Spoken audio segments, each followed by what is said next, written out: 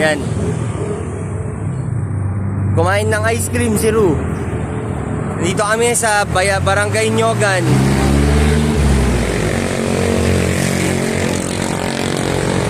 Tagaytay. So yan, may Starbucks. Linalakad lang namin ni Ru. Kasi ang sarap maglakad.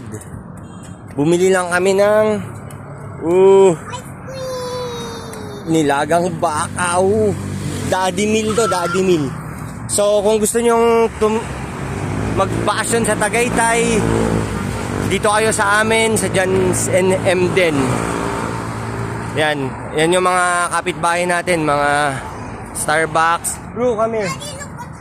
Yes. Tapos doon breakfast at Antonio, San